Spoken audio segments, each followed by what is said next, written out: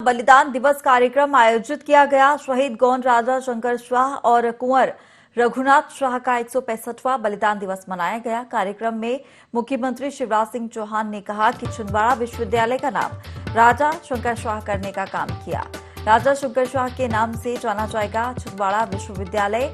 भगवान बिरसा मुंडा जयंती को पूरे भारत में गौरव दिवस के रूप में मनाया जाएगा। 15 नवंबर को जनजातीय दिवस मनाने के लिए सार्वजनिक अवकाश का ऐलान किया गया।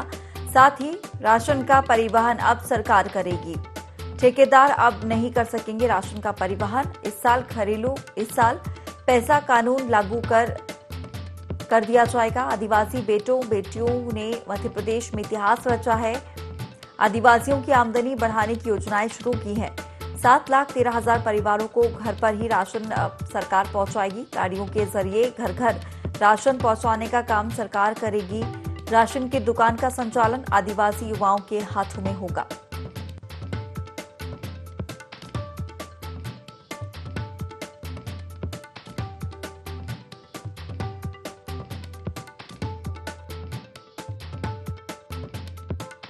छिंदवाड़ा विश्वविद्यालय का नाम राजा शंकर शाह विश्वविद्यालय किया जाए।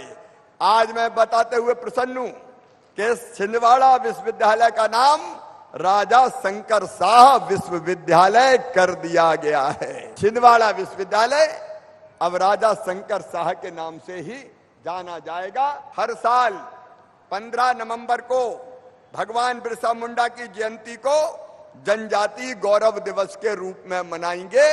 मुझे खुशी है हमने यहां फैसला किया और बाद में भारत के प्रधानमंत्री हमारे श्रीमान नरेंद्र मोदी जी ने तय कर दिया 15 नवंबर बिरसा भगवान के जन्मदिन को जनजातीय गौरव दिवस के रूप में पूरे हिंदुस्तान में मनाया जाएगा ये दिन। और ये भी तय कर दिया है 15 नवंबर को जनजातीय गौरव दिवस मनाने के लिए सार्वजनिक छुट्टी होगी, सार्वजनिक अवकाश होगा। हमने एक फैसला और किया था कि हम देवारण्य योजना बनाएंगे और देवारण्य योजना के अंतर्गत हम जो औषधि पौधे, आमदनी बढ़ानी जरूरी है, आय बढ़ानी जरूरी है, गरीब की भी, आदिवासी भाई और बहनों की भी, और इसलिए वो आमदनी बढ़ाने के लिए देवारण्य योजना लागू की गई है जिससे रोजगार के अच्छे अवसर और मिले। हमने तय किया था कि जो नवासी आदिवासी ब्लॉक हैं उन ब्लॉकों में राशन लेने गरीब को बहुत दूर दूर तक जाना पड़ता है।